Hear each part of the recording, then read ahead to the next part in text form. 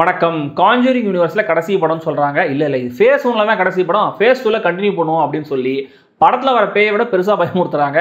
Conjuring first 2 part கூட okay தான். ஆனா இந்த 3வது பார்ட்லாம் ரொம்ப சுமார். இந்த படங்களுடைய எலிமெண்ட்ஸை வச்சு ஸ்பின் ஆஃப் மாதிரி வந்துச்சு இல்லையா, ஆனபெல், நன், இந்த மாதிரி படங்களுடைய நிலைமையெல்லாம் இப்ப பரிதாபகரமா தான் இருக்கு அப்படின்னு நினைக்கிறேன். அண்ட் இந்த 4வது பார்ட்டுக்கு வியாழக்கிழமை மிட்நைட் ஐமேக்ஸ்ல ஸ்பெஷல் ஷோலாம் பெய்ட் பிரீமியர் அப்படின்ற மாதிரி போட்டிருந்தாங்க. அது ஃபுல்லும் ஆச்சு அப்படிங்கிறதா முக்கியமான விஷயம். இந்த லாஸ்ட் ரைட்ஸ், அதாவது இந்த கடைசி சடங்குகள் நல்லபடியாக நடந்து முடிஞ்சுதா அப்படிங்கிறத சொல்கிறேன்.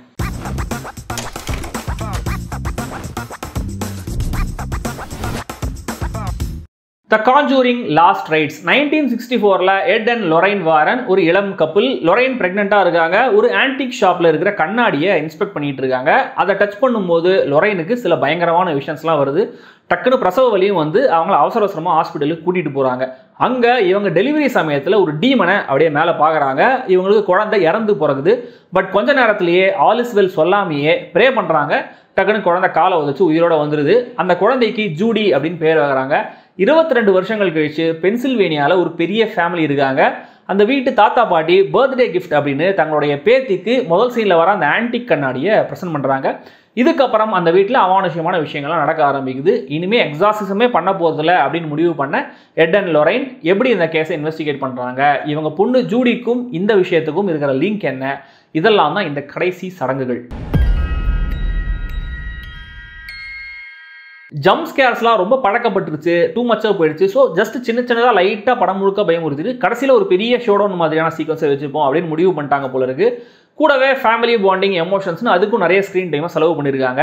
ஷோல்டர் மேலே லைட்டாக வர ஒரு கை, பேஸ்மெண்ட் கார்னரில் ஷேடோவில் நிற்கிற ஒரு உருவம், கண்ணாடி விழுந்து உடையிற அந்த மொமெண்ட், ஆனபெல் பொம்மையோட கேமியோ, கேக் மேலே கேண்டில் அணைஞ்சு போகிறது, அதோடைய வீடியோ ஃபுட்டேஜ்னு அந்த சின்ன பயமுறுத்துகிற மொமெண்ட்ஸ் இருக்கு இல்லையா, அது ஒர்க் ஆகுது. பட் இந்த ஃபேமிலி சென்டிமெண்ட் ட்ராமா எதுவுமே எனக்கு டோட்டலாக ஒர்க் ஆகலை.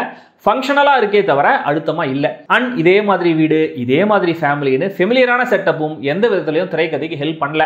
ஹாரர் மொமெண்ட்டுக்கான அந்த லீடை முன்னாடியே ஒரு இடத்துல பிளான் பண்ணிட்டு அது எப்போ வரும்ன்ற மாதிரி நம்மளை ஆன்டிசிபேட் பண்ண வைப்பாங்க. இங்கேயும் நம்ம ஆன்டிசிபேட் பண்ணுறோம். ஆனால் அது நடக்கும்போது அவ்வளோ சுவாரஸ்யமாக இல்லை. ஜம்ப்ஸ்கேர்ஸ் இந்த வாட்டி ரொம்ப கம்மி தான். ஆனால் இருக்கிற கொஞ்சம் நஞ்ச ஜம்ப்ஸ்கேர் மூமெண்ட்ஸ் கூட டோட்டலாக எனக்கு ஒர்க் ஆகலை.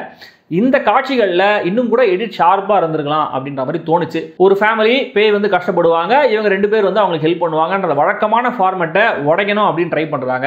எப்படியோ அவங்க இந்த வீட்டுக்குள்ளே வருவாங்கன்ற நம்மளுக்கு தெரியும். ஆனால் அதுக்கு 1 மணி நேரத்துக்கு மேலே சுற்றி வளைச்சு தான் வீட்டுக்குள்ளேயே கொண்டு வராங்க. இது அடுத்த ஒரு டிசப்பாயின்மெண்ட். எட் அண்ட் லொரைன் வாரனா, பேட்ரிக் வில்சன், வீரா ஃபர்மிகா தொடர்ந்து ஒவ்வொரு படத்துலையும் என்ன பண்ணிட்டு வராங்களோ அதை ரிப்பீட் பண்ணியிருக்காங்க. கேரக்டருக்கான ஏஜை போர்ட்ரே பண்ணுறாங்களா இல்லை அவங்களுக்கு இந்த கேரக்டர்ஸ் போர் அடிச்சிருச்சா அப்படிங்கிறது தெரியல. கொஞ்சம் டல்லாக தான் இருக்காங்க. இவங்க பொண்ணு ஜூடியா மியா டாம்லின்சன் நல்ல செலெக்ஷன். ரைட்டிங் அழுத்தமாக இல்லைனாலுமே கூட இவங்களுக்கும் ஃபர்மிகாவுக்குமான மொமெண்ட்ஸ் படத்தில் நல்லா இருக்கு. பாய் ஃப்ரெண்ட் கேரக்டரில் பென் ஹார்டி தான் இந்த படத்தில் எனக்கு பெட்டரான பெர்ஃபார்மராக தெரிஞ்சாரு. இந்த விஷயங்களுக்கெல்லாம் பரிச்சயம் இல்லாத ஒரு புது ஆளுடைய பிஹேவியர் எப்படி இருக்குங்கிறத தன்னுடைய நடிப்பில் கச்சிதமாக காட்டியிருந்தாரு.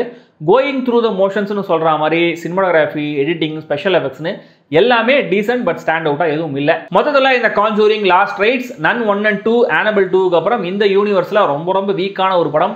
எவ்வளவு பேய் வந்தாலும் அதே வீட்டில் தாண்டா இருப்போம் அப்படின்னு சொல்கிற கேரக்டர்ஸ் மாதிரி நீ எவ்வளோ சொன்னாலும் நான் போய் படத்தை பார்த்து தான் முடிவு பண்ணுவேன் அப்படின்னு நீங்கள் சொல்கிறீங்கன்னா அவசியம் போயிட்டு வாங்க. சப்டைட்டில்ஸோட தான் படம் ஓடுது. ஆனால் ஐமேக்ஸ் ஒர்த்லாம் இல்லை.